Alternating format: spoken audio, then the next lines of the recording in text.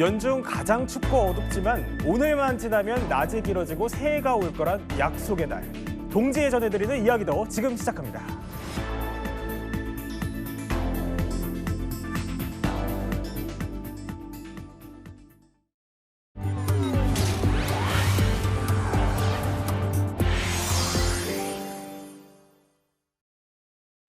자, 잠시 뒤 오후 4시부터요. 국회에서는 여야 원내대표가 모여서 통일교 특검에 대한 첫 논의에 들어갑니다. 민주당이 오늘 돌연 통일교 특검을 받아들이겠다 이렇게 입장을 바꾸면서 논의가 급물살을 타기 시작한 겁니다. 민주당의 인내를 회피로 착각한 것 같습니다. 통일교에 대한 특검 합시다. 함께.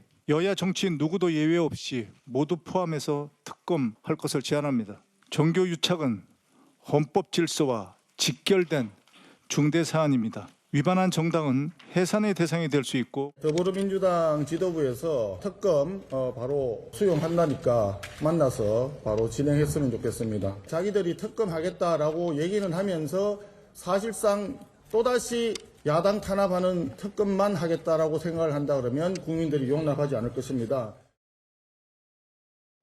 자, 일단요. 앞서 민주당은요.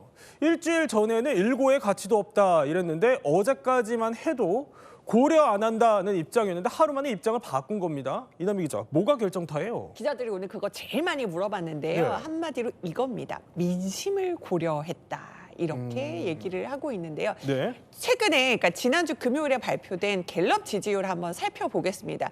통일교 특검에 찬성하냐 반대하냐 이렇게 물어봤을 때 네. 일단 62% 국민의 62%가 도입해야 된다고 대답을 했어요. 더 중요한 것은 더불어민주당 지지층만 좁혀서 물어봤더니 도입해야 한다는 의견이 67%가 나왔어요. 지지층에서도 그래 이거 받아야 된다 이런 목소리가 높기 때문에 우리는 민심을 고려하는 거다 이렇게 설명을 하고 있는 겁니다. 그러니까 지지층 여론을 보니까 거부할 명분이 좀 충분하지 않다 이렇게 기류가 읽히고 있다는 겁니다. 자, 그런데요. 지금까지 경찰이 통일교 의혹으로 입건한 정치인은 이렇게 총 3명이죠. 이 가운데 이남희 기자, 2명이 민주당 쪽 인사잖아요. 그러니까 지금 당에서도 이거 여기서 더 확산하지 않는다 이런 뭐 일종의 자신감 이런 게 있는 거예요? 일단은 뭐 대통령실과도 조율해서 이런 입장을 밝힌 걸로 알고 있는데요. 네. 그러니까 민주당 비공개 의총에서 이런 얘기들이 나왔다고 하더라고요. 거리끼기 없는 것 같다고 한다. 그러니까 우리만 하는 게 아니라 우리가 분리할 게 없다라는 취지의 얘기가 지금 나온 것으로 파악이 되고 있습니다. 물론요, 통일교 지금 의혹 관련해서 지금 3명이 지금 조사 대상에 올라 있지만은 그 전에 원래 문제가 됐던 것은 통일교의 지난 대선 때 어떤 개입 그리고 뭐 정당 가입 이런 것들로 인해서 지금 권성동 의원도 구속된 채 지금 재판을 받고 있는 거잖아요. 네. 이 사안의 본질을 보면은 오히려 이제 국민의힘이 더 문제가 될 수 있다라는 얘기도 지금 내부적으로는 나오고 있는 상황인 겁니다. 아니 그러니까 오늘 이거 특검 받아들이고 한 거. 그러니까 대통령실이랑도 상의를 한 거다 이런 얘기예요. 그렇습니다. 기자들도 그거 물어봤는데 오늘 박수현 대변인이 기자들과 설명을 하면서도 뭐 어제 뭐 고위당정 있어서 거기서 논의된 거냐 하니까는 계속 긴밀하게 조율해오고 있는 상황이다. 이렇게 당에서도 설명을 하는 상황입니다. 그렇군요. 어쨌든 이제 의혹이 제기된 지 한 20여일 만에 정치권이 통일교 특검을 하자는데 일단 뜻을 모은 겁니다. 그런데 박주희 변호사, 일단 뭐 뜻만 합의했지 뭐 당장 특검 추천권 이거 누가 할 거냐부터 해서 넘어야 될 게 산더미잖아요. 네, 맞습니다. 일단 특검을 도입을 하려면 특검법이 발의가 되어야 되고 통과가 되어야 되는데 그 이전에 사실 말씀하신 것처럼 구체적인 사안에 대해서 좀 여야가 합의가 이루어져야 되죠. 네. 합의가 이루어져야 될 부분은 많습니다. 일단 첫 번째는 말씀하신 것처럼 특검을 누구로 임명을 할 것이냐 이 부분도 좀 정해져야 되고요. 두 번째는 특검이 수사하는 대상이 누구로 할 것이냐, 어떤 것까지 할 것이냐. 그러니까 지금 나오는 것처럼 이 통일교로 인한 뭐 정치인에 대한 뭐 금품 수수까지만 할 것이냐, 아니면 민중계 특검이 이 의혹에 대해서 수사를 편파 수사를 한 거 아니냐, 이 부분까지 포함할 것이냐, 이것도 하나의 관건이고요. 또 이제 특검의 기간은 어느 정도 할 것이냐, 이런 뭐 실무적인 부분도 이제 합의가 되어야 되는데요. 지금 이 야권에서는 이 특검 추천에 대해서 뭐 대법원과 그리고 법원 행정처가 2명을 추천을 하고, 그다음에 대통령이 그 중에서 1명을 임명하는 방안에 대해서 지금 제시를 했습니다. 그러니까 여야가 아닌 제3자가 특검을 좀 추천을 하자라는 입장인데요. 이 부분까지 여야가 이제 사실은 구체적인 합의해서 도출하는 데까지는 꽤 시간이 걸리지 않을까 그렇게 추측이 됩니다. 그런데 그러니까 국민의힘이랑 개혁신당이 합의한 그 특검 추천권대로 가게 되면 이거 사실상 근데 그냥 조희대 대법원장한테 어쨌든 권한을 주는 건데 이거 민주당이 받겠어요? 안 받을 확률이 높아 보입니다. 제가 방송 들어오기 직전에도 예. 이런 관련해서 좀 취재를 해봤는데 일단은 지금 국민의힘과 개혁신당이 합의한 특검 추천, 그러니까 대법원 법원행정처장이 추천한 2명 중에 대통령이 1명 고른다. 이거 받기 쉽지 않다는 반응이 나오거든요. 지금 이제 곧 그 여야 원내대표 회동이 있어서 네. 뭔가 합의나 협의에 들어가겠지만은 그 안으로 가기는 민주당에서 좀 받지 않을 것으로 보여요. 그래서 일각에서는 이제 국민의힘에서는 또 의심도 합니다. 왜냐하면 대장동 항소포기 국정조사도 민주당이 한다 그래 놓고 쏙 네. 들어간다. 그러니까 겉으로는 받는다 얘기해 놓고는 또 결국은 이거 여건이 안 맞아서 결국은 안 되는 거 아니야? 이런 의심도 있는데 일단은 원내 지도부가 만나서 어디까지 좀 도출해낼지 봐야 될 것 같은데 여야가 받겠다고는 했지만 네. 어떤 누가 추천할 거냐 이게 핵심이거든요. 그렇죠. 결국은 이걸 놓고 줄다리기가 이어질 것으로 보이고요. 민주당이 아직 지금 어떤 안을 우리가 제안하겠다 얘기는 안 했지만 뭐 변협이라든지 다른 외부기관에서 추천받자 이런 의견도 제시할 가능성도 거론이 됩니다. 아, 그러니까 제3자인데 뭐 변협이나 여러 가지 카드를 지금 고려를 하고 있다 이런 얘기군요.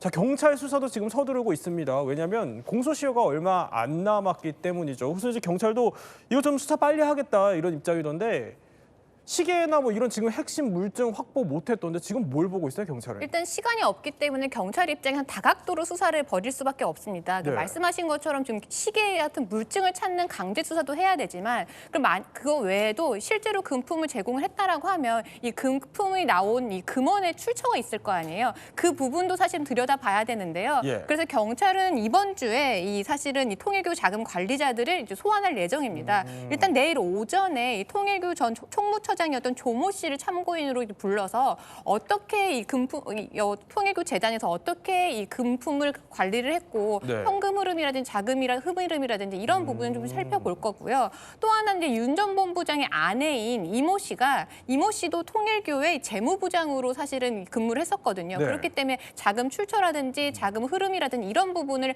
회계 자료를 갖고 있을 거기 때문에 이 부분도 좀 들여다볼 거고요. 또 하나는 이제 한학자 총재의 개인 금고지기에 대해서도 또 한 번 조사를 할 것이고요. 그리고 네. 또 가장 이 금품을 수수했다라고 하는 혐의를 받고 있는 전재수 전 장관에 대해서도 재소환할 방침이라고 합니다. 자금줄을 또 추적하고 있군요. 통일교 관련 의혹은 저희가 또 계속해서 전해드리기로 하겠습니다. 다음 이야기 하나 준비되어 있습니다.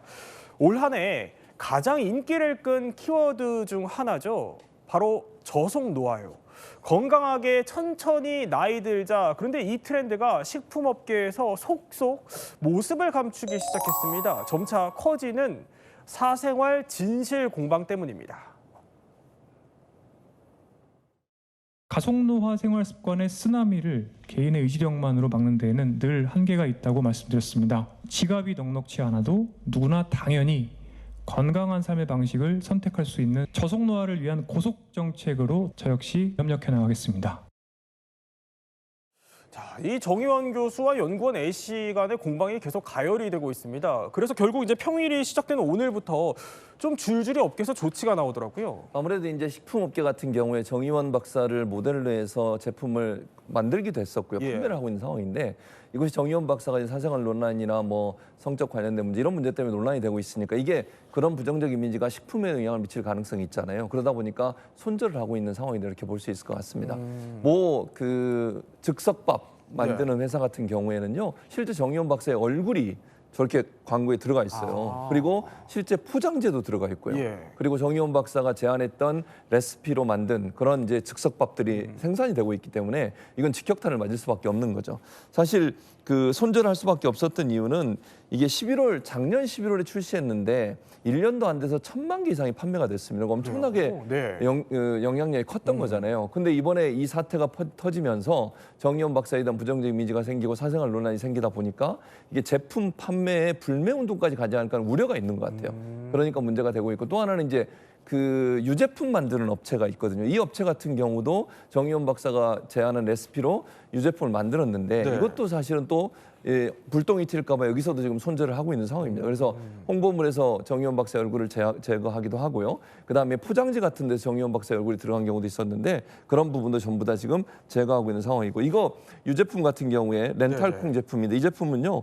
지난 7월에 출시 일주일 만에 초도 물량이 완판됐어요. 그 정도로 엄청난 효과가 있었는데 최근에 이제 이 정의원 박사가 그동안 저속노화 식사법 그리고 뭐 고령화, 웰니스 트렌드 확산 이런 부분 때문에 엄청난 인기를 누렸지 않습니까? 예. 그 인기에 편승해서 제품을 생산했는데 이번에 사생활 논란 때문에 이 제품에 영향을 미칠까 봐 손절을 하고 있는 상황이다 이렇게 말씀드릴 수 있을 것 같습니다. 그런데 그러니까 지금 뭐 제품들, 광공부하는 제품들을 이제 패키징을 이제 교체한다 이 말씀을 해주신 건데 서울시에서 그동안 또 이제 활동해 왔던 공직 그 자리도 내려놓게 된다면서요? 그렇습니다. 서울시에서 건강 총괄 관직을 예. 맡고 계셨거든요, 정의원 박사가. 그런데 사실은 이제 이 사생활 논란 때문에 이 직책에서도 스스로 사의를 표명했고요. 그리고 서울시는 사표를 수리할 방침인 것으로 알려졌습니다. 사실 이제 이 건강 총괄관직이 인구 구조 변화에 대응을 하고 건강 중심 시정을 펼치기 위해서 처음 도입한 그런 자리거든요. 그렇군요. 아무래도 이제 대중적 인기도가 높은 정의원 박사를 이렇게 영입을 해서 예. 서울시가 건강에 의해서 좀 더 적극적으로 나서려는 시도를 한 건데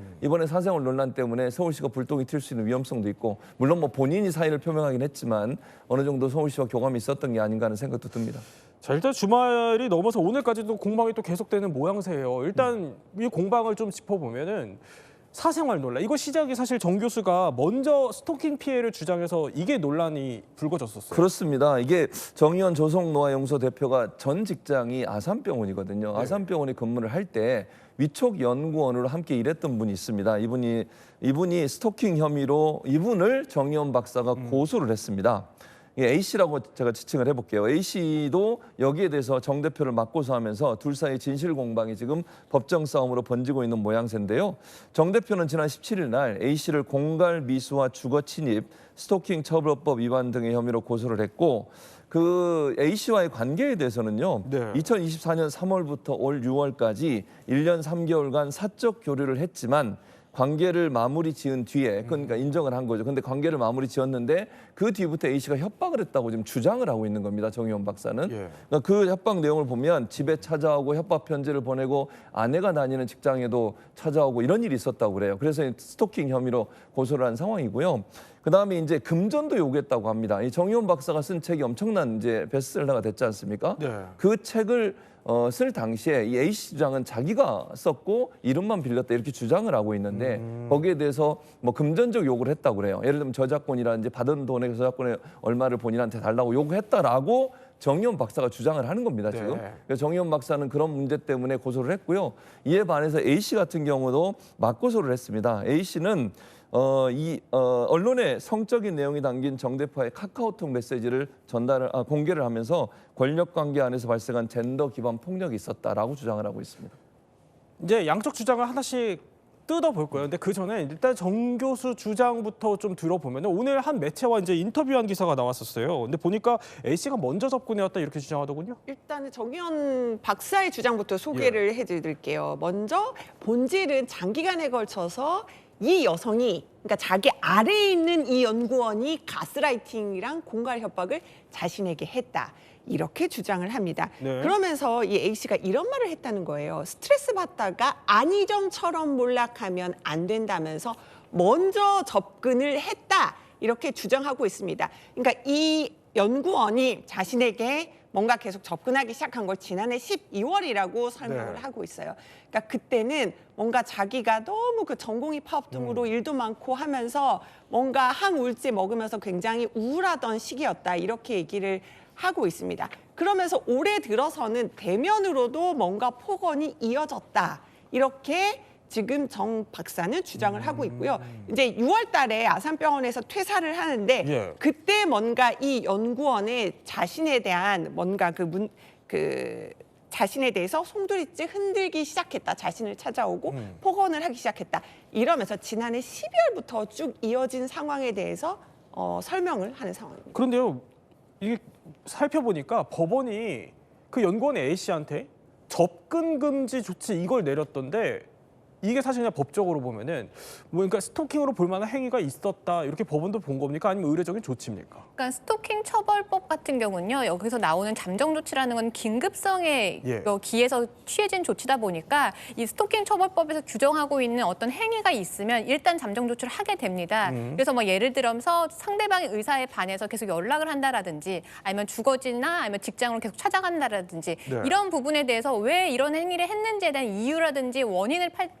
판단하지 않고요. 그런 행위가 있었다라고 하면은 긴급성이 있다라고 봐서 바로 잠정 조치가 이루어집니다. 그렇기 때문에 이 법원에서 스토킹 이런 행위가 불법하다가 위법하다라는 판단까지 이른 것은 아니다. 이렇게 보시면 될 것 같습니다. 판단까지 이런 건 아니다. 그러면은 이제 A 씨 얘기도 한번 들어봐야 될 것 같습니다. 그 연구원 A 씨가 말하는 건 이 사안의 그 본질이 위력에 의한 성폭력이다 이렇게 주장을 합니다. 그러면서 실제 경찰에 증거를 제출하기도 했는데 일단 그게 무슨 내용입니까? 일단은 지금 두 사람이 나눈 여러 가지 SNS 대화 같은 것들이 있잖아요. 이런 것들을 지금 또 언론에 공개하면서 반박을 하고 있는데요. 결국은 A씨 주장은 이거예요. 자, 성적 요구를 거부하면은 나를 자르겠다고 압박을 한 거다. 그리고 책도 본인이 직접 쓴 건데 그러니까 저작권 문제를 제기하니까 스토킹으로 신고하려고 한 거다. 이렇게 지금 설명을 하고 있습니다. 그러면서 언론에 공개가 되기도 했지만 이 정의연 박사가 이 연구원 A씨와 정의연 박사의 이름을 내세운 뭔가 소설을 써보냈고요. 굉장히 성적인 소재고 네. 여기에 등장하는 뭔가 도구 등을 주문하고 그다음에 특정 행위를 해줄 것을 지속적으로 요구했다. 이렇게 설명을 하고요. 또 하나는 장제원 전 의원의 사망 관련된 기사 보내면서요. 네. 뭔가 죽음을 암시하는 그런 기사까지 보내면서 압박을 했다. 이런 것들이 바로 이 여성 연구원의 주장입니다. 그런데 이제 지금 정의원 박사 측의 해명은 뭐냐면 소설 같은 경우는 네. 직접 쓴 게 아니고 AI가 쓴 거다. 이렇게 해명은 하는 상황입니다. 그런데 이 정의연 교수가 최초로 이 사안을 이제 공론화하기 시작했을 때 그때 인터뷰한 걸 보면은요.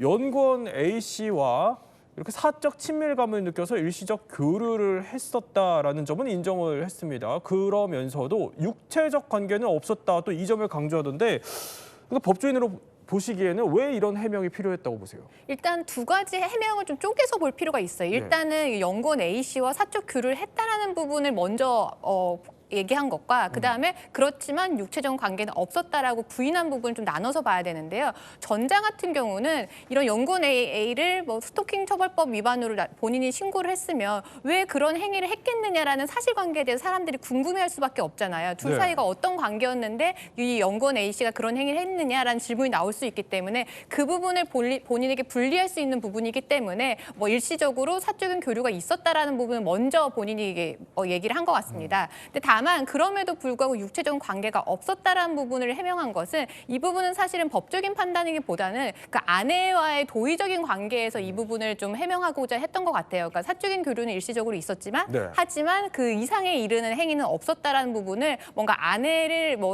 의식을 해서 한 발언이지 않을까 그렇게 추측이 됩니다. 근데 법조계 일각에서는요.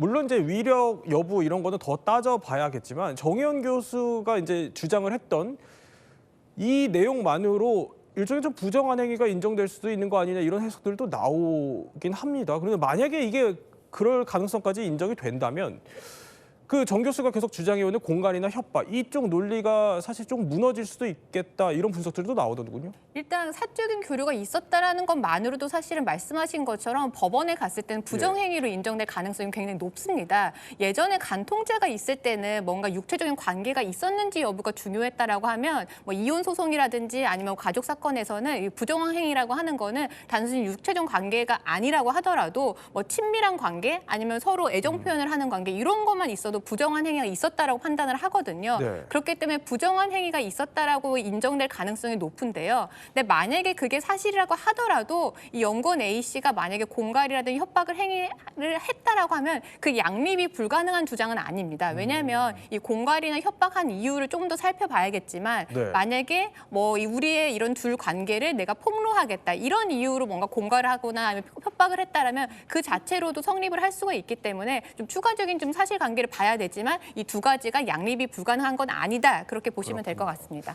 양쪽이 또 주장하는 바를 저희가 각각 짚어드렸고요. 또 이 사건이 어떤 결론에 다다를지는 계속해서 전해드리도록 하겠습니다.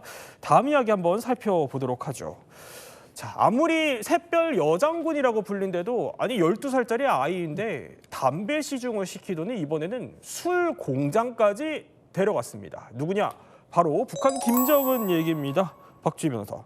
도대체 어디로 어떻게 데려갔다는 겁니까? 네, 이번에 데려간 곳은 소주 공장이었습니다. 소주요? 최근에 김정은 이 위원장이 네. 지방에 있는 공장들이 계속 시찰을 하잖아요. 네. 그 시찰할 때마다 딸 김주애와 함께 동행을 하는데 이번에는 12살 김주애를 이 소주 아유. 공장으로 데려간 겁니다. 근데 냄새 지금 맡네요. 보시는 예. 것처럼 뭔가 유리병에서 이 냄새를 맡고 있는데 네. 저게 소주병인지는 확실치는 않지만 소주병으로 추정이 되죠. 뭐 색깔이며 이 병 모양이며. 근데 이제 12살짜리가 이 술 공장에 가서 이렇게 냄새를 맡는 이런 모습이 보이기도 했고요. 또 이 고모인 김여정은 옆에서 술을 따라주는 장면도 뭐 포착이 되기도 했습니다. 아니 자세히 확대해 보니까 소주라는 글자가 있긴 하네요. 보니까 물론 근데 김주애가 저렇게 소주 냄새 맡는 장면까지 그냥 내보낸 거예요. 뭐 존귀한 자제라더니 사실 예전에 보면은요, 최진문 교수님 저희 영상 하나 또 보여드릴게요. 자, 이거는 오늘 공개가 된 거고 예전에는 자 왼쪽에 보는 것처럼 저렇게 초등학생 딸한테 성냥 들고 있게 하더니 이번엔 대놓고 그냥 소주 공장을 데려갔어요. 그러니까 저게 담배를 김정은이 들고 있고요. 네. 그 옆에서 김주애가 성냥을 들고 다니는 모습이에요. 그러니까 이제 뭐 자기 아빠죠. 김주애 아버지인 김정은이 담배를 필 때 딸이 성냥으로 불을 붙여주는 것 같아요. 그러니까. 저런 모습이 예. 과연 교육에 무슨 도움이 되겠습니까? 아니 12살 먹은 딸한테 성냥 들고 다니면서 불이나 붙여달라고 하는 저런 행동을 하는 김정은은 대체 어떤 생각을 갖고 사는 사람인지 잘 모르겠어요.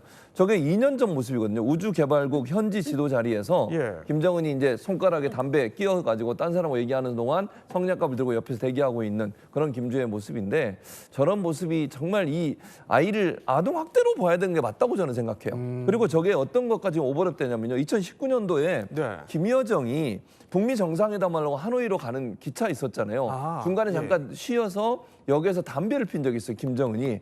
그때 잿더리를 김여정이 들고 옆에서 시중 들은 모습이 있었거든요. 그랬죠. 그때도 한참 논란이 됐었는데 그야말로 김정은은 이렇게 뭐 자기 담배 피는데 밑에 있는 자기 가족들이잖아요. 어쨌든 가족들한테 성냥 들게 하고 잿더리 들게 하고 저런 태도를 보이는 거 대단히 그 독재자의 전형적인 모습이 아닌가 이런 생각이 듭니다. 그런데 오늘 그래도요 또 훈훈한 장면도 있었어요. 나름 보면은 자 저렇게 아버지가 가리비 이제 가리비 같은 거 보여주면서 활짝 웃죠. 근데 화기애애하게 이제 딸이랑 웃으면서 좋은 아빠 모습 보여주던데 자 계속 저랬냐? 아닙니다. 오늘도요 다른 장면으로 한번 볼게요. 이번에는 자 저렇게 왼쪽에 김주애 세워놓고 딱 이렇게 짝다리 짚고 담배 피는 모습 그냥 그대로 또 공개했어요 이번에도. 실례가 아니긴 하지만 어쨌든 아이 앞에서 저렇게 짝다리 짚고 담배 피는 게 별로 딸 바보 아빠의 모습은 적절한 모습은 아니라는 생각이 들고요. 지금 저희 그래픽에도 나가지만 네. 사실은 정말 김정은의 이게 내로남불입니다. 왜냐면요 북한도요 2020년에요 금연법을 제정을 했어요. 그리고요 흡연에 대해서도 통제 수위를 강화하면서 뭔가 금연 연구 보급소도 설립하고요. 자 담배 피면은 안 좋습니다라는 취지로 얘기를 하고 있지만 본인은 그것도 그냥 부하들뿐만 아니라 자신의 그 미성년 딸 있는 앞에서도 거리낌 없이 담배 피고 지금도 보면 2년 전 모습인데 여기서도 역시 애연가의 모습 그대로 드러내면서 지금 담배를 지금 이렇게 손가락에 끼고 있는 모습 보실 수가 있잖아요. 그렇군요. 예. 그러니까 자신이 뭔가 하려는 것과 그다음에 직접 보여주는 행동이 정말 반대로 가는 상황입니다. 물자가 모자라서 이제 금연법 만들면서 주민들 담배 통제하면서도 본인은 정작 대놓고 저렇게 담배를 피우고 12살 딸에게 담배 시중까지 들게 하는 모습입니다. 전문가는요 이걸 이렇게 분석하더라고요. 봉쇄를 하기 시작했기 때문에 경제적으로는 최악이었습니다. 담배 같은 기호용품까지 자원을 할당할 수 있는 여유 있는 시기는 아니었죠. 아직 성장기에 있는 김주애 맞지 않죠. 일반적인 상식 수준이 아니고 본인을 초월적인 존재로 인식하는 김정은의 자아도취성 리더십, 자아도취성 인식 이게 이제 그런 비상식적인 모습의 배경이다. 자, 그런데 김주애만 저러냐 보면요 과거에 지금 보면은 아이들 저렇게 마른 아이들 뒤에서도 그냥 담배를 피는 모습 그냥 고스란히 보여줬는데 자, 저 자리가 수재민 어린이들 위로하는 자리라면서요? 그러니까 수재를 당한 어린이들, 이재민 아이들이 거처하는 곳에 찾아갔었어요. 그리고 아이들이 저렇게 많은데 지금 뒷자리에 저 사진 보시면 아시겠지만 뒷자리에 앉아가지고 아이들 공부하고 있는데 거기서 담배 피고 재떨이 놓고 저게 뭐 하는 행동입니까 대체? 네. 저거는 뭐 자기는 자유로운 뭐 아버지의 모습 보이겠다고 그러는데 저게 자유로운 아버지의 모습입니까? 아이들 건강 해치고요. 그리고 지금 법에도 아까 금연법 만들었다고 이남희 기자가 설명했잖아요. 금연법에 네. 보면 교육시설은 담배를 피우면 안 되게 돼 있어요. 자기가 만든 법을 자기가 어기고 있잖아요. 아, 그래요? 그 그러니까요. 교육시설에 못 펴요? 못 펴요. 교육시설은 담배를 못 피게 만들어놨고요. 자기 혼자 하는 거예요. 제가 볼 때 김정은 말고 저기서 누가 저런 짓을 하겠습니까? 김정은이니까 저렇게 하는 거예요. 자기가 무슨 뭐 옛날 시대의 왕입니까? 뭡니까? 저런 얘기하는 게 저런 모습 보는 게 너무 황당하기도 하고요. 실제로 2018년 남북 정상회담 있을 때요. 이게 들리는 소식에 따르면 이설주 있잖아요. 리설주가 부인이잖아요. 네. 이설주가 그런 얘기를 했다는 얘기가 전원으로 들려지고 있어요. 남편에게 담배 끊기를 항상 부탁하지만 말을 들어주지 않았다. 그러니까 이 담배 피는 건 집안에서든 밖에서든 어디서든 늘 하는 행동인데 그 행동이 법을 어기면서 아이들 앞에서 저런 행동하는 것은요. 인민들을 위한 행동이 아니라 자기만을 위한 행동이 아닌가 하는 생각이 듭니다. 주민들이 저런 모습을 보면서 뭐 진심으로 따를 수 있을까 싶기는 해요. 그런데 이번 시찰에서 눈에 띈 게 하나 더 있었습니다. 바로 김정은의 그 전용 차량의 번호판이 이번에 새로 바뀌었어요. 네, 맞습니다. 그동안에 이 김정은이 탔던 차량에는 사실 번호판이 달려있지는 않았습니다. 그런데 네. 이게 아마 다양하게 해석이 되지만 의전 서열을 띄워놓는 최고 존엄이기 때문에 이런 강조를 하기 위해서 번호판을 안 달았던 것 같은데 근데 언제나 안 달았던 건 아니에요. 뭐 9월 방중 때라든지 아니면 작년 푸틴이 평양 찾아왔을 때는 번호판을 달았는데 저 왼쪽에 보시던 것처럼 번호가 717-71953이었습니다. 근데 네. 이게 무슨 숫자냐? 1953년 7월 27일이 6.25 정전협정일이거든요. 근데 저 날짜가 북한에서는 사실상 이 전승절로 그 기념하는 날이라고 해요. 그런데 이번에 말씀하신 것처럼 뒷자리 네 개가 바뀌었습니다. 0001로 바뀌었는데요. 뭐 여러 가지 해석이 있겠지만 북한에서는 법이 개정이 되어서 올해부터 개인이 승용차를 타고 다닐 수가 있다라고 해요. 그렇게 되면 이제 개인의 승용차에 번호판이 달리잖아요.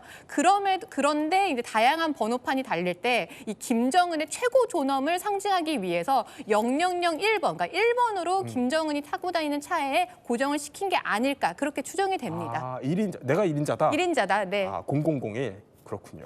자, 북한 내부 상황 한번 살펴봤습니다. 자, 이번에는 사건 사고 소식 한번 살펴보도록 하죠. 위험천만한 순간이었습니다. 단 5초만 늦었어도 어떻게 됐을지 알 수 없었던 순간인데 자, 대낮에 서울 압구정역에서요. 철근 벼락이 떨어졌습니다. 자, 일단 무슨 일이죠? 자, 영상 보면서 설명해 드릴게요. 지난 18일 오전 11시쯤에 있었던 일입니다. 지금 차량이 가고 있는데 뭐가 쿵 하고 철근이 떨어지는 예. 모습입니다. 보면은 굉장히 범퍼가 파손될 정도로 강한 충격에 예. 놀랐어요. 차가 금방 멈추고요. 옆 버스 가고 있었잖아요. 지금 이게 철근이 떨어지니까 급히 속도를 줄입니다. 이 영상을 올린 글쓴이는요. 예. 정말 5초 차이로 목숨을 구했다. 오. 이런 제목으로 이 영상을 올린 겁니다. 정말 무시무시한 순간이었다. 정말 2초간 너무 놀랐다 하면서 이 영상을 아이고. 공유한 겁니다. 아니 그냥 봐도 그러니까 육안으로만 봐도 상당히 거대한 철근인데 아 이거 도대체 어디서 날아온 거예요? 저기 위에서 날라왔는데 거푸집을 해체하는 공사를 하면서 그 철근이 일부가 떨어져 나와서 저쪽으로 넘어온 걸로 보여집니다. 근데 이제 그것도 정확하게 확인해 봐야 되는데요. 저 지금 위에 맞고 그리고 나서 옆에 버스가 달리고 있잖아요. 버스에 유리창이 박혔어요. 얼마나 위험할 뻔. 저거 얼마나 위험한 일입니까? 그렇죠. 저기 1, 2초 사이 네. 이루어진 일이라고 하는데 오전 11시에 일어난 일이고요. 정말 저 운전했던 분이 뭐라고 얘기하냐면 무시무시한 순간이었다. 1, 2초간 벙 쪘다. 이런 표현을 쓰고 예. 있더라고요. 그러면서 뭔가 떨어질 것 같아서 빠르게 진행했는데 옆에 달리던 버스의 유리창에 박혀서 더 놀랐다. 이런 얘기를 전하고 있습니다. 자, 네티즌들도 누리꾼들도 지금 이거 영상 보면서 난리가 났어요. 지금 반응을 보면은 자, 오토바이가 지나갔으면 어쩔 뻔했냐. 이건 살인 미수 아니냐. 현장 관리를 어떻게 해서 이러냐. 대한민국 안전불감증 왜 이러냐. 난리가 났는데 그러니까 아니 근처에 공사장에서 대체 어떻게 관리를 했길래 이런 일이 벌어지는 거예요? 네, 뭐 다행히 버스 기사나 차량 탑승객들 같은 경우는 다친 곳은 없다라고 합니다. 하지만 말씀하신 것처럼 근처에 만약 오토바이가 지나갔다라고 하면 정말 큰 인명 피해가 날 수도 있었고요. 사실 저 상황에는요, 사실 도로에는 보행자들도 있었기 때문에 정말 아찔한 사고가 발생할 수 있었던 상황입니다. 만약에 공사장에서 이런 공사와 관련된 현장 관리를 미흡하게 해서 저런 사고가 발생을 했고 실제로 누군가가 다쳤다라고 하면 이 공사 관리자가 만약에 사람이 다쳤다라고 했을 때는 업무상 과실치상, 그리고 만약에 사람이 사망에까지 이르렀다라고 하면은 업무상 과실치사죄로 처벌될 수 있는 사안이기 때문에 이 공사장의 이제 현장 관리를 좀 더 철저하게 해야 될 것 같습니다. 또 재발되지 않도록 더 철저한 조치가 뒤따라야겠다는 생각이 듭니다. 이번에는 이남희 기자가 좀 분위기가 바꿔볼 만한 그런 소식 하나 준비했죠? 이번에는 중국으로 한번 가보겠습니다. 네. 중국 청두에서 또 같은 날 18일 날 열린 공연인데요. 지금 유명 가수 왕리홍의 콘서트인데요. 네. 지금 춤을 추는 뭔가 한번 잘 보십시오. 사람이 아닌 게 뭔가 보이죠? 자, 휴머노이드 로봇 백댄서가요. 지금 6대가 등장한 건데요. 예, 저렇게 공중 제비돌기도 정말 아주 유려하게 하고요. 지금 백댄서들과 같이 춤을 추는데 정말 한치도 오차 없이 정말 칼군무를 선보이는 모습입니다. 정말 뭐 사람인지 아닌지 모를 정도로 예. 굉장히 뛰어난 댄스 실력을 선보입니다. 아니 그러니까 이게 로봇치고 괜찮은 수준이 아니라 너무 유연한데요, 이거? 네, 우리가 생각했을 때 로봇 하면 약간 뻣뻣한 동작을 상상하기 마련인데 굉장히 부드럽잖아요. 네. 그렇기 때문에 일론 머스크도 저 장면을 보고 굉장히 인상적이다라는 평가를 남겼습니다. 원래 이게 춤을 추려면 관절도 굉장히 제어가 잘 돼야 되고 네. 균형 감각도 맞춰야 되고 그 군무를 추려면 다른 로봇들과 좀 실시간 반응이 이제 이뤄내기 때문에 굉장히 고도의 기술력이 좀 요합니다. 그런데 사실은 로봇이 이 정도까지 발전했구나라고 해서 좀 감탄을 자만 한데 아직까지는 갈 곳이 많을 것 같습니다. 왜냐하면 저 로봇들이 퇴장할 때는요, 이 약간 무용수의 도움을 받아서 퇴장을 했어야 된다는 거예요. 아, 그래요? 그러니까 네. 기본적인 보행 능력 자체는 사실 좀 부족했다라고 해서 이 로봇의 이런 발전에 대해서 놀랍기도 하면서도 아직까지는 사람을 따라가지 못하는구나라는 좀 안도감도 느끼게 됩니다. 그렇군요. 오늘 이야기 또 이렇게 로봇 이야기까지 핵심만 한번 살펴봤습니다. 이번에는 몰랐던 이야기 더 시간입니다. 지식충전 지금 시작합니다.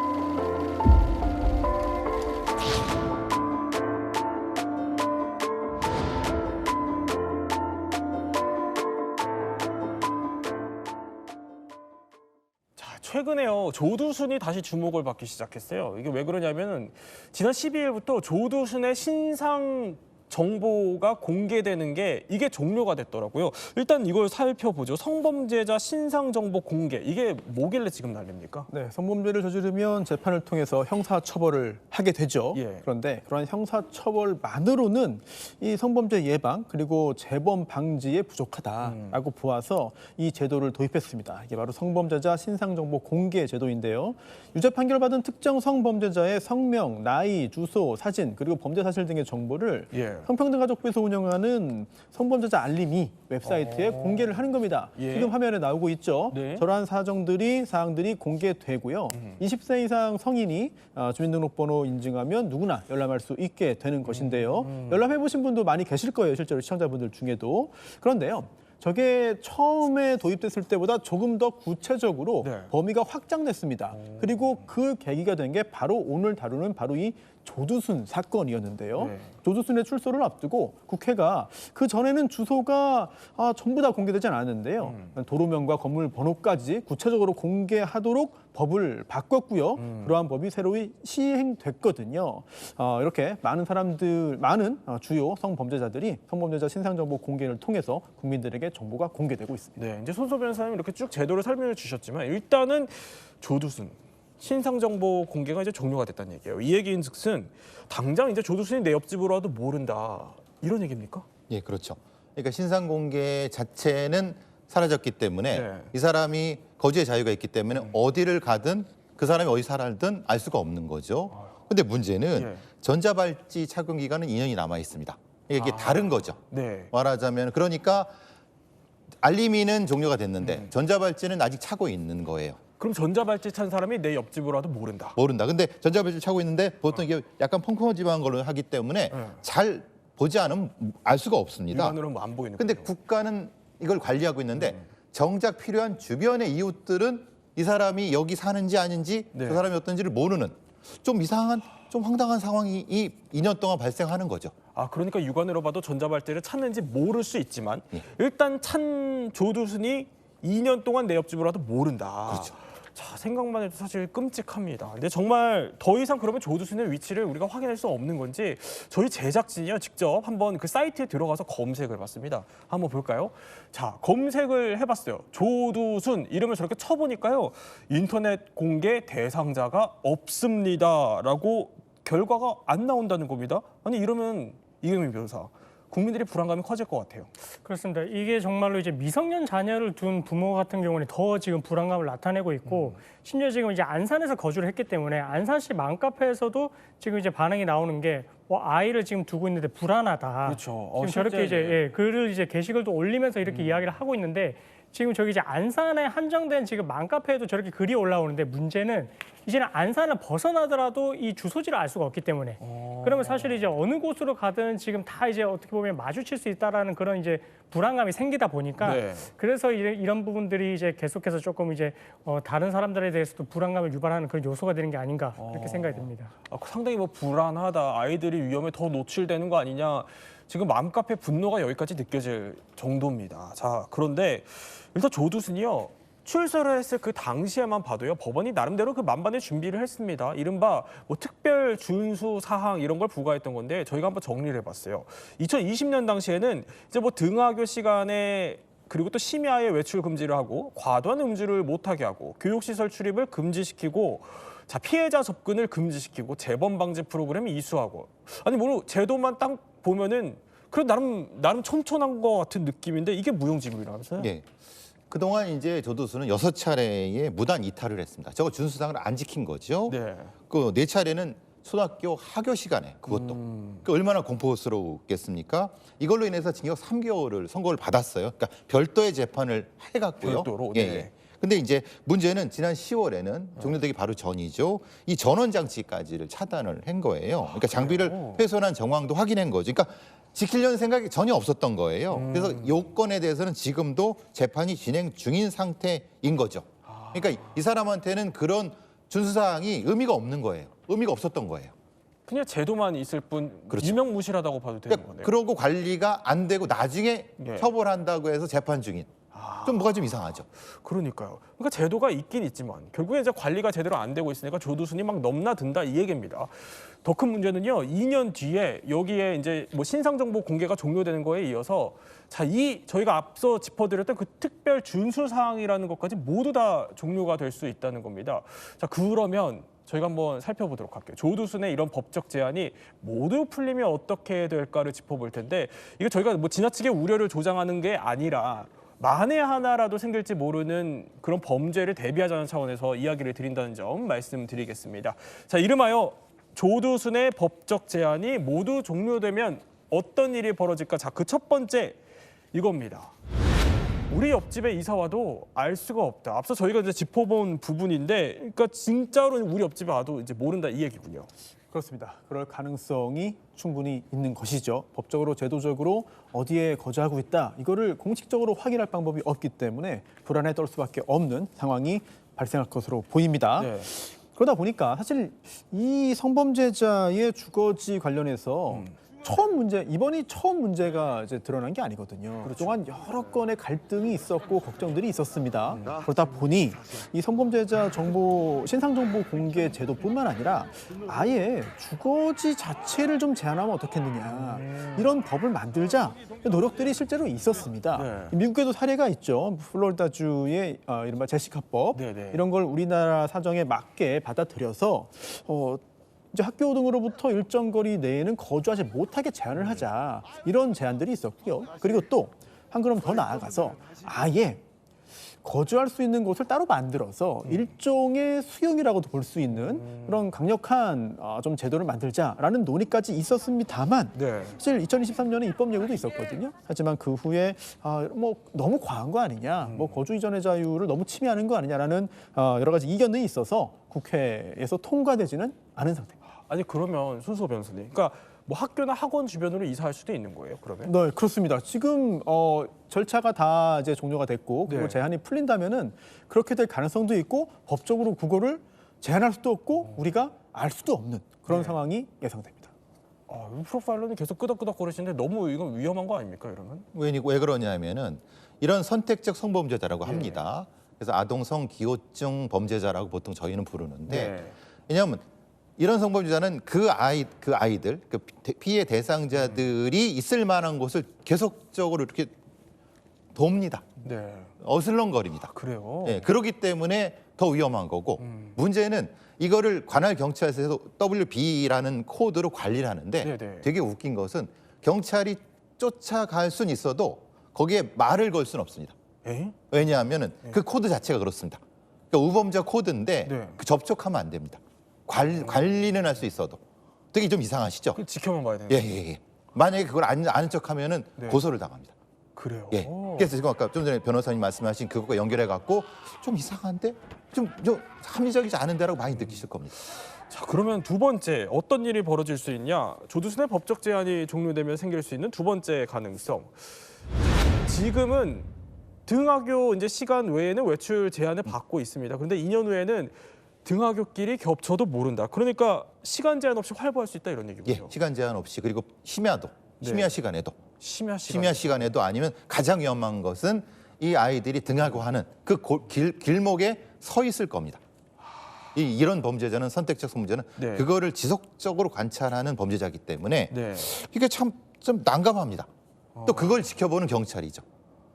이게 좀 이상한 상황 같지 않으십니까? 그렇죠. 예. 그런데 그게 반복될 겁니다. 아니 그러면 위치도 제한을 못 하고 시간도 제한을 못 하고 예. 자 이렇게 된다는 건데 그럼 마지막 세 번째 그 가능성도 저희가 한번 준비를 했습니다. 마지막은 자 조두순이요 과거에 이런 얘기를 했습니다. 자기가 이제 소주 한 20병 마신다고 하면서 나 스스로 알코올에 중독되어 있다라고 말한 바 있는데 일단 지금은 아까 제가 짚어드렸지만 특별 준수 사항에서 하루 이제 2잔 정도만 마실 수 있게 제한이 되어 있지만 이제 그냥 막 마셔도 된다 이 얘기군요.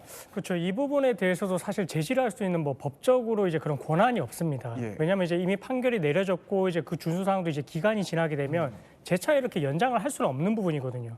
그러다 보니까 특히나 이제 과거에 이 음주 후에 이제 뭔가 이제 범죄를 저질렀던 전력도 있고 네. 최근 출소했던 이 아동 성범죄 사건 같은 경우에도 음주를 한 상태에서 범죄를 저질렀다라고 본인이 이야기를 했기 때문에 예.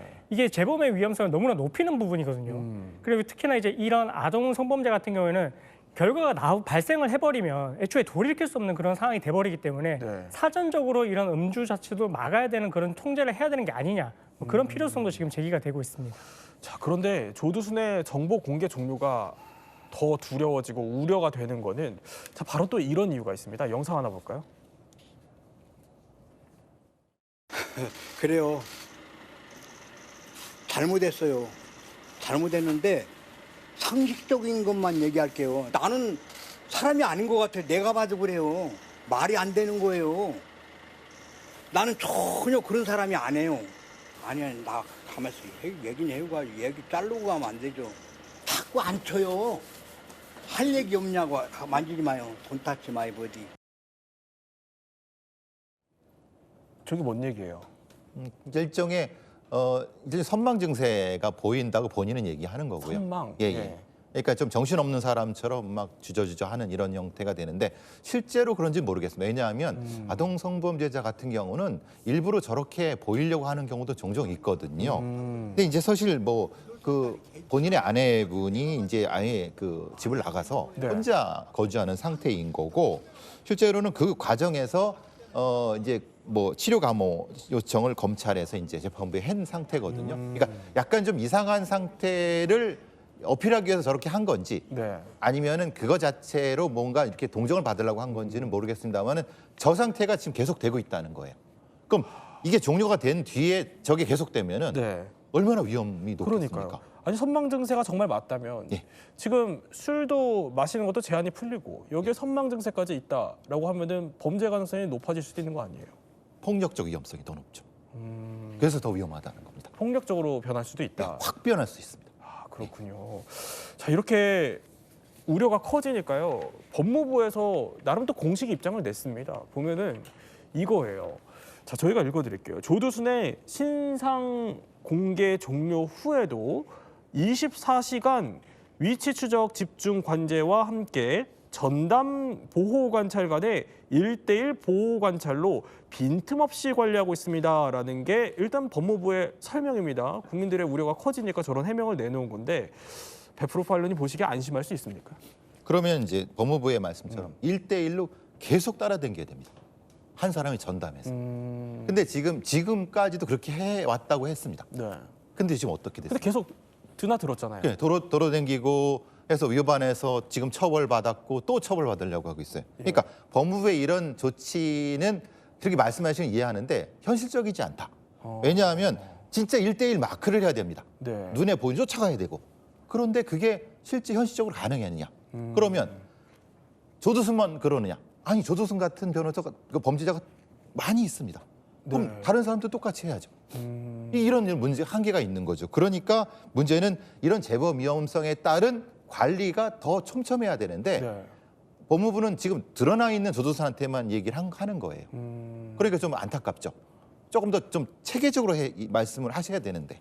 그렇군요. 일단 법무부의 조치가 국민들이 안심시킬 수 있을 만한 조치로는 보이지 않는다. 미흡하죠. 그런 설명이신 겁니다.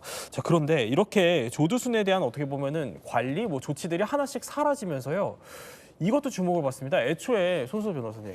그냥 형량을 더 높게 줬어야 되는 거 아니냐. 형량이 너무 낮았다 이런 지적이 나오던데 이건 왜 당시에 그랬던 거예요? 네, 이게 단순히 감정적으로 너무 형벌이 낮은 거 아니야? 예. 제대로 했어야지 왜 이렇게 못했어?라는 그런 감정적인 지적에 그치는 것이 아니라 실제로 법과 규정을 위반했다.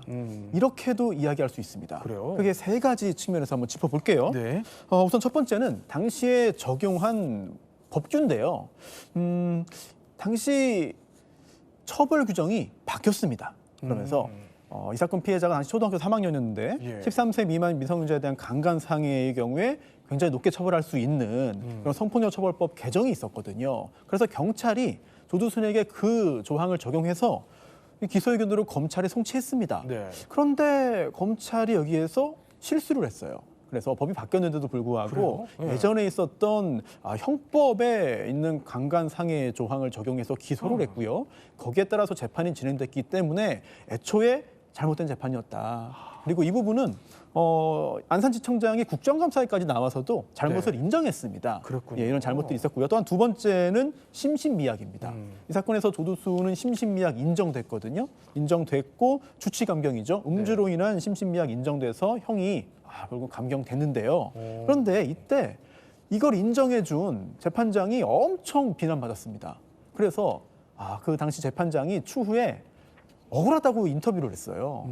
당시 검사가 잘못한 거다. 검사가 조두순은 술 마셔서 술에 취해서 했기 때문에 심신미약으로 강하게 주장을 했는데 네. 당시 검사가 거기에 대한 반박을 하지 않았다. 그래서 어쩔 수 없이 심신미약 인정되고 결국은 심신미약이 인정되면 감경해야 되니까 나는 그렇게 한 것뿐이다. 라는 취지로 아주 이례적으로 당시 재판장이 본인의 억울함을 호소했거든요. 그렇군요. 이런 일들이 있었고요. 네. 그리고 세 번째도 잘못이 있습니다.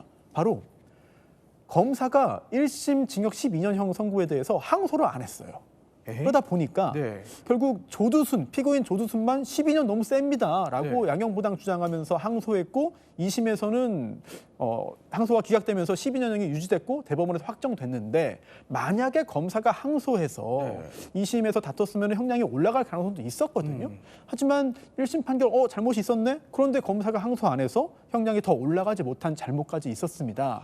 이렇게 종합적으로 네. 뭔가 감정적인 아쉬움뿐만 아니라 당시 절차에 대해서 이거 제대로 재판이 안 된 거 아니야? 일을 제대로 못한 거 아니야? 라는 지적을 할 수밖에 없는 상황입니다. 그러니까 재판에 대한 절차도 어떻게 보면은 총체적으로 문제가 있었다라는 지적을 해주신 거예요. 자, 그러면 이렇게 조두순 사례를 지금 저희가 집중적으로 봤지만 우리 사회의 성범죄 관리하는 제도 이런 게 좀 얼마나 허점이 많은지 저희가 지금부터 하나씩 더 들어가 보겠습니다. 자, 우리의 성범죄자 관리에 어떤 허점이 있는지 이름하여 성범죄자 관리의 빈틈. 첫 번째 키워드 이겁니다. 자, 주소는 있는데 사람은 없다. 그러니까 이게 조두순은 사실 그동안 신상 정보 이게 지금은 종료됐지만 그래도 그동안 공개가 되면서 대략 알 수 있었는데 이 사건 범죄자는요 아예 알 수가 없었대요. 한번 볼까요? 20대 남성이 모텔에서 중학생들에게 흉기를 휘둘러 2명이 숨지고 1명이 크게 다치는 충격적인 사건이 벌어졌습니다. 신고한 여중생을 포함해 2명이 숨지고 1명이 크게 다쳤습니다. 경찰이 문을 두드리자 남성은 3층 창문으로 뛰어내려 숨졌습니다. 자, 이제 안타깝게 2명이 숨지게 됐는데 이게 그 범죄자의 주소가 확인이 안 됐어요, 당시? 그렇습니다. 이게 지난 12월 3일에 이제 경남 창원에서 있었던 일인데 이 가해자 같은 경우에는 사실 2019년에 다른 이제 미성년자를 대상으로 한 성범죄가 있었습니다. 그래서 판결을 받았고 신상정보 공개 대상이기 때문에 성범죄자 알림위에 등재가 됐거든요. 네. 됐는데 그 주소지가 사실 이제 주민등록상 주소지와 그다음에 이제 본인이 뭐 창원의 한 고시원으로 해서 등록을 해놨는데 근데 실제로는 그 고시원에 보증금만 내고 월세만 내놓고 다른 곳에 살았던 겁니다. 거기 안 살고 있었어요? 그렇습니다. 그래서 이제 실제 이 성범죄자 알림위에 그 등록을 해놓은 주소지와 다른 주소지에 살더라도 이런 부분들도 사실은 이제 확인이 되지 않았던 그런 부분에 허점이 있었다라고 보시면 될 것 같습니다. 그러니까 고시원에 등록만 했고 거기 안 살고 있었던 거네요. 자, 그런데 이런 식으로 소재가 좀 불분명한 사람들이 수백 명이에요? 그렇습니다. 올해 9월 기준으로 성범죄자 신상정보 등록 대상자가 11만 8천여 명인데요. 네. 그중에서 202명에 대한 소재가 현재 불명입니다. 그리고 이게 놀랍게도 절반 넘는 120명은요. 1년 이상 현재 붙잡지 못하고 있거든요. 아, 그래요? 예, 심지어 10년 이상 불명인 사람도 있습니다. 10년? 네, 그렇습니다. 그런 상황인데요. 그러다 보니까 이거 좀 관리 사각지대 아니냐 이런 여러 가지 우려가 나오고 있습니다. 또 더 큰 문제는요. 이런 등록 대상자가 고의로 이제 문을 뭐 열어주지 않는다거나 아니면 점검을 회피해도 이거를 어떻게 강제하거나 처벌을 할 마땅한 수단이 없는 거 아니냐 이런 지적도 나오고 있어요. 물론 현행 규정상 이제 여러 가지 뭐 주소가 바뀌거나 연락처가 바뀌거나 이런 경우에 변경 신고해라 이런 의무는 있습니다. 그거 안 하면 또 여러 가지 규제가 있는데요. 하지만 경찰의 점검 요구에 대해서 이걸 반드시 응해야 된다. 이런 규정이 현재 좀 미비되어 있는 거 아니냐라는 지적들이 계속해서 나오고 있습니다. 결과적으로 주소는 확인할 수 있지만 실거주하고 있는지는 불분명할 수 있다. 이런 얘기예요. 그런데 자, 이렇게 어떻게 보면 신상등록 의무를 위반을 해도요. 이게 좀 솜방망이 처벌에 그치다 보니까 이걸 좀 악용할 수 있다라는 생각이 들기도 합니다. 근데 이것도 순간 궁금해져요. 그냥 만약에 성형을 해가지고요. 얼굴을 바꿔버리면 이것도 그냥 문제될 수 있는 거 아닙니까? 그렇죠. 이제 우리가 신상정보 등록 판결을 받게 되면 확정되고 나서 관할경찰서에 가가지고 이제 본인 주소라든지 그다음에 뭐 직업, 그다음에 이 차량의 번호도 이제 등록하고 무엇보다도 1년에 한 번 가서 얼굴을 촬영을 하게 됩니다. 그렇죠. 근데 촬영을 해야 되는데 사실 이 부분에 대한 위반을 하는 사람이 지금 한 연 500명 정도 된다라고 하거든요. 500명이요? 그렇습니다. 그 말인즉슨 여기서 만약 정말 제가 이제 뭐 성형을 하고 만약에 이거를 이제 위반을 해서 등록을 하지 않는다라고 하면은 사실 수사기관에서도 이게 성범죄자로서 이제 등록은 됐지만 이 사람하고 매치되는 사람이 맞는지 여부가 확인이 안 되거든요. 그렇게 되면 이 사람이 다른 지역에 가서 또 범죄를 저질러도 결국 수사기관에서도 이제 재차 확인을 하기가 어려운 그런 부분들도 생길 수가 있습니다. 그러니까 1년에 한 번씩 뭐 새로 찍어야 되는데 그것도 안 지키는 사람이 수두룩하고 그런데 성형을 해도 잡을 방법이 없다. 근데 궁금한 게 그러면 이제 조두순은 이게 끝났지만 조두순 같은 경우에도 성형을 하게 되면은 그거 우리가 뭐 이렇게 알 수 있는 방법이 없는 거죠. 그렇죠. 조두순 같은 경우에도 지금 이제 신상정보 등록이 되어 있지만 본인이 만약에 성형을 하고 나서 이 의무를 위반해서 등록을 하지 않는다면 그 이후에 등록을 하지 않고 이제 뭐 연 1회 지금 촬영을 해야 되는데 그 부분을 위반을 하게 된다면 그럼 정말 드라마틱하게 바뀌게 됐다라고 하면은 이게 바로 또 확인이 안 되는 부분이 생길 수가 있거든요. 이런 부분들이 이제 공백이 생길 수 있는 지점인 거죠. 이것도 역시 또 빈틈이다라는 생각이 드는데 자, 그러면 두 번째 키워드 한번 살펴보죠. 성범죄자 관리의 빈틈. 자, 이번에는 전자발찌의 빈틈입니다. 위치는 알아도 뭘 하는지 모른다는 건데 일단 이 전자발찌 얘기를 하기 전에 어떻게 좀 작동합니까, 이게? 네, 이거 관련해서는 법무부에서도 여러 가지 설명 자료도 있고 그런데요. 우선 위험 경보가 전달돼요. 지금 화면에 나오고 있는데 저게 전자발찌를 차고 있는 것이죠. 그런데 만약에 저 전자발찌가 작동되는 상황에서 이제 좀 이탈하거나 이제 지역에서 이탈하거나 또는 접근하면 안 되는 곳으로 가거나 이럴 경우에는 곧바로 신호가 들어옵니다. 또는 훼손 시도를 할 경우에도 이제 신호가 들어오죠. 그럴 경우에 우선 전화를 해요. 그래서 전화를 해서 사실을 확인한 다음에 위반 사항을 알려주고 조치하도록 이렇게 지시를 하게 됩니다. 그럼에도 불구하고 그러한 명령을 이행하지 않으면 지역보호관찰소에 범죄 예방팀에 연락이 되고 담당관들이 출동해서 현장에서 상황을 정리하는데 이게 오작동 가능성도 있고 그리고 또 잠깐 실수할 경우도 있기 때문에 전화 등으로 처리되는 경우도 많습니다만 실제로 대놓고 저렇게 여러 가지 규정들을 무시하는 사람도 많기 때문에 굉장히 여러 가지 관리상의 어려움이 존재합니다. 근데 영상 잠깐 보니까 육안으로도 좀 확인하기 어려울 것 같은데요, 전자발찌가. 찾는지는 모릅니다. 아, 일반인들이 보기에는 자, 이렇다는 건데. 그런데 전자발찌를 우리가 보통 생각할 때 이제 범죄자들이 그런 케이스들이 많았으니까, 그러니까 이걸 뭐 끊거나 훼손하거나 그런 뒤에 범죄를 저지른다라고 생각하지만 전자발찌를 착용한 채 범죄를 벌여요? 그렇습니다. 이게 2023년 8월에 청주에서 있었던 일인데 한 빌라에서 이제 본인 아랫집에 사는 여성에게 접근을 해서 성범죄를 저지른 겁니다. 사실 근데 이제 이 사람이 5명을 대상으로 성폭력 범죄를 저지른 전과가 있다 보니까 전자발찌를 부착한 상태였거든요. 근데 그럼에도 불구하고 아랫집에 가서 똑같이 또 성범죄를 저질렀던 그런 사례였습니다. 근데 이 사건 전에 2차례 정도 신호가 이미 감지가 됐다고 하던데요? 그러니까 이 범죄자들은 이렇게 하는 겁니다. 미리 좀 갔다가 오면은 연락이 옵니다. 한번 갔다 오면? 네, 그러면 뭐라고 했냐면 다 연락, 뭐 누가 잘못된 거예요. 그런데 오류예요. 한 2번 하면은 저기 통제소에서 또 3번째는 그럴 거니 3번째 범죄를 한 겁니다. 이들은 이 방식을 너무 잘 알고 있습니다. 그리고 이게 한 층이에요. 2층이에요. 그럼 한 4, 5m? 그죠? 그러면 이게 4, 5m 있다는 것은 거주가 다르지만은 실제로는 범죄를 할 수 있는 영역이죠. 그러니까 이거는 분명히 문제가 있는 겁니다. 그러니까 한 번 갔다 오고 오류입니다라고 하고 2번째 갈 때는 마치 다시 오류인 것처럼. 오류인 것처럼. 그런 사례가 또 있군요. 자, 그런데 성폭행 전과는 유명인들도 예외가 아니에요. 보면은 전자발찌 부착 명령이 안 내려졌던 그 과거에 정준영 씨 사례도 있었던 것 같고요. 그러니까 이게 보면은 뭐 성범죄를 저질렀다고 해서 무조건 다 부착 명령을 받는 건 또 그런 건 아닌가 보죠? 그렇습니다. 이게 어느 정도 조건이 있는데 이 성폭력 범죄를 실형을 선고받고 이제 형 집행 종료 후에 10년 내에 다시 범죄를 저지른 경우, 그리고 이제 성폭력 범죄를 2회 이상 범해서 습벽이 있는 경우, 그다음에 이제 뭐 19세 미만의 사람을 대상으로 성폭력 범죄를 저지르는 경우, 이렇게 이제 어느 정도 조건이 됐을 때 검사가 청구를 하는 건데, 근데 사실 이제 그 검사가 청구를 하더라도 재판부에서도 이제 이게 어느 정도 이제 재범의 위험성이 높다라고 판단을 해야 이제 부착 명령을 내리거든요. 근데 가수 정준영 씨 같은 경우에는 애초에 검사가 이걸 청구를 하더라도 기각될 가능성이 있다라고 생각을 했기 때문에 청구조차도 안 했던 그런 사례였습니다. 청구도 안 했군요. 그렇습니다. 그런 사례였고, 그리고 이제 과거 이제 김길태 씨 그 들어보셨을 텐데 이 1997년에 9세 여아를 이제 아동 강간을 하다가 미수에 그쳤던 사건인데, 이 사람이 그때 이제 형사처벌을 받았지만 그때 당시에는 97년이었고 이 신상정보 공개법이 이제 시행된 게 2000년 7월 1일이었거든요. 그래서 그 전의 범죄에 대해서는 적용이 되지 않았고요.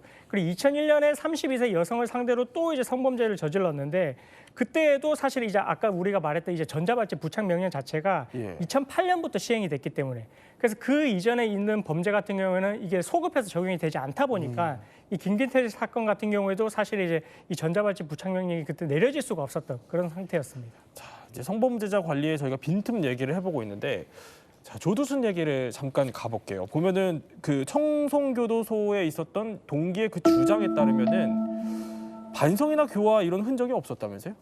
원칙적으로 아동 성범죄자는 절대 교화되지 않는다는 것이 범죄 심리학의 정설입니다. 조두순 같은 경우도 실제로 이제 물론 동기 얘기 주장입니다만은 하루에 뭐 팔굽혀펴기를 몇백 개를 했고 그 다음에 이제 자기가 그 안에서도 음란 행위를 해서 뭐 잡혔다는 적발된 적이 있다고 주장하고, 실제로 이제 그 안에서 출소하기 전에 성적 이탈성이 높게 나왔습니다. 검사를 해보니까.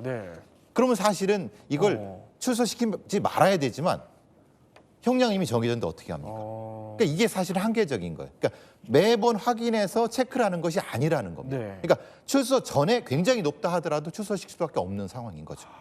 근데 그래도 제2의 조두순 이런 케이스가 나오지 않도록 그 교정기관마다 살펴보니까 성폭력사범 심리치료 전담부서 이런 게 있다고 해요. 설치가 되고 있다는데 그런데도 왜 교화가 안 되는 거예요? 왜냐하면 우리는 심리치료 프로그램이 분명히 있습니다. 네. 근데 문제는 이게 뭐 시간으로 구분을 합니다. 그러니까 100시간, 200시간, 300시간. 낮음, 중간, 높음으로 이렇게 운영 시간으로 합니다. 우리가 저기 프로그램의 질적으로 확인해야 되지 않습니까? 네네. 저건 양으로 하는 겁니다. 근데 실제로 그 저 정도의 아동 성범죄자나 성범죄 사범들은요. 네. 일정 시간이 넘으면 의미가 없어집니다. 그냥 반복적인 것이 저 인지 치료라고 하는데 그러니까 문제는 저런 것이 자체가 실제로 이 형식적인 부분이 많고 예. 실제로 저걸 수료하는 것도 실제로 33%, 3분의 1밖에 안 합니다. 안 해도 특별한 어떤 그 제어를 하기가 어려운 거고요. 문제는 실질적으로 전문 인력도 없습니다. 그러니까 제가 제 동기들이 저기에 많이 가 있는데 항상 하는 얘기가 네. 전문가가 없기 때문에 사실은 이거를 집중적으로 교화시켜야 되는데 그게 안 된다는 겁니다. 그렇군요. 수료도 떨어지고 그리고 실제로 교정기관 5개, 네. 53개 중에 5개밖에 저런 심리치료 하는 데가 또 없습니다. 그러니까 대다수는 없다는 겁니다. 아니, 이쯤 되면은 해외는 어떻게 하고 있어요? 이게 좀 아동 청소년 대상으로 한정해서 좀 성범죄 형량을 비교를 해보면 예. 우리나라 같은 경우에는 징역 5년 이상인데 근데 미국 같은 경우는 최소가 징역 25년 이상입니다. 그리고 이제 마다가스카르 같은 경우에는 피해자가 이제 만약에 10에서 18세 미만인 경우에는 네. 징역 10에서 20년을 선고를 하면서 화학적 거세를 할 수가 있고요. 피해자가 만약에 10세 미만인 경우에는 종신형에 더해서 물리적 거세까지 할 수 있습니다. 그래요. 이렇게 표만 보더라도 네. 우리나라가 얼마나 형량이 지금 낮은지를 알 수가 있고 네. 그래서 이 부분에 있어서는 개정의 필요성이 있다라고 계속해서 좀 목소리가 나오고 있습니다. 아니 우리가 지적을 하고 있지만 빈틈이 너무 많아요. 어떻게 해야 돼요? 글쎄요, 이제 말하자면 종합적인 아동 성범죄자 관리 프로그램이 분명히 필요하고요. 예. 저희가 예전에 그 제가 프로파일 일할 때는 이게 국가적으로 한 8조 정도 든다는 얘기를 했습니다. 8조가 많은 것 같지만 우리가 지금 생각하고 있는 이 엄청난 피해를 생각하면 그렇게 큰 돈이 아닙니다. 그러니까 좀 더 체계적으로 질적으로 높은 수준의 전문가라든가 프로그램이 있고 적용이 돼야 되는데 양도 없고 질도 없는 상태가 지금의 상태인 거죠. 양도 없고 질도 없다. 참 뼈아픈 한마디가 아닌가 싶긴 합니다. 세 분과 함께 성범죄 처벌제도의 사각지대 한번 저희 살펴봤습니다. 저희는 60초 후에 뵙겠습니다. 이야기 더 내일도 오후 3시 50분 저희와 함께 지식 충전해 보시죠. 시청해주신 여러분 고맙습니다.